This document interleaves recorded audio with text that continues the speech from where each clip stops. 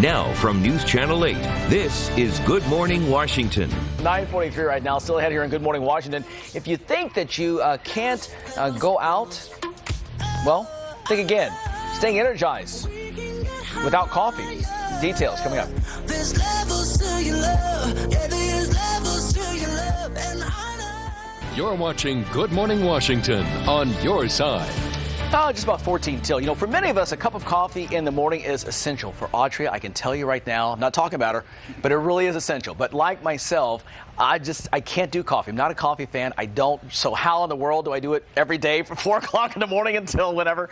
But I still need to pick me up, get through the day. And you may too. Dr. Brian Paris is a chiropractor from the Advanced Spine and Wellness Center is with us this morning. Talk about caffeine alternatives. So we were talking just now. My big thing is I drink a lot of ice water, vitamins. I do a daily vitamin, and I do B12 about 4 a.m. and again at 7 a.m. Awesome. And that's been kind of my secret. I feel great, feel healthy. Working out has been great energy too. But tell me, what else should we do? Well, I think that you are a rarity because you can see that we have an energy crisis. Everyone that I talk to in healthcare, from practitioners to patients, people are looking for energy.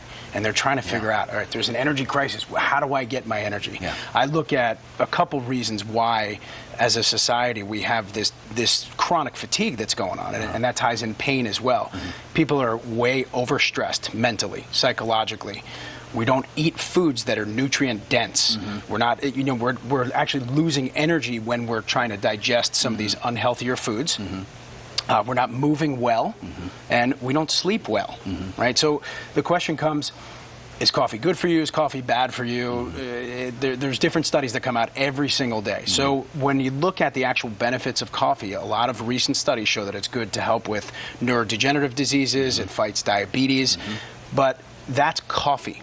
Coffee itself has caffeine in it, right? So caffeine also mixes with the antioxidants, other amino acids that are inside of the actual beverage of coffee. It's natural. It comes from the earth, right? So what happens now, you extract caffeine out, and you put it into an energy drink. You put it into soda.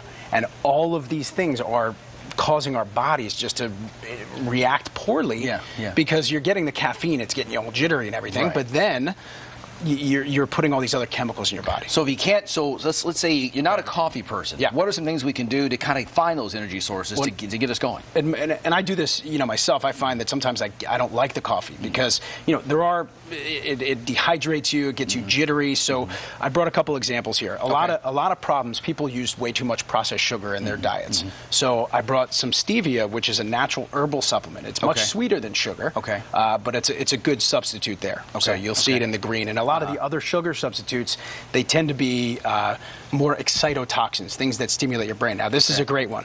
I like it. It's yerba mate. It's a South American tea, basically. Yeah. It does have caffeine in it. It's less acidic than coffee, so it's not going to dehydrate you as much. You don't get as much jittery, and it's a cleaner aspect. It's hard for me to say I don't like caffeine because it helps me linearize thoughts. So if you want to look to create things, teas, herbal teas, and they still have caffeine, but they're more of the things made of flowers. Now, what is this? This is what you drank this morning, right? A little similar. A little protein drink. Yeah. So depending on what my needs are, whether it's athletic or it's mental or work performance, I'm going to look to put foods in a drink, and my blender is like my third child. So I love my blender. So I take good care of it. So very important to put some superfoods, which I have here. I'll explain in a second, and then very nutrient-dense foods. So we have kale. Yeah, we got about 20 seconds left here. Let's kind of show us some of the things here you've got. So cool. Make sure so I've got chia seeds, major superfood.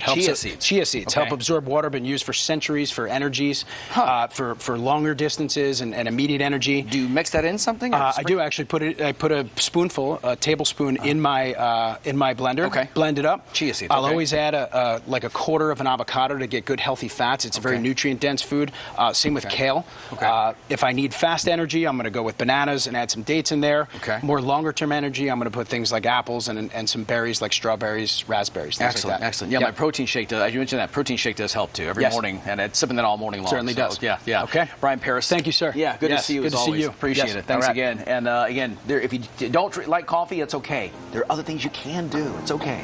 Stay with us. 9:50. Back with more after this. What do you mean? Yeah.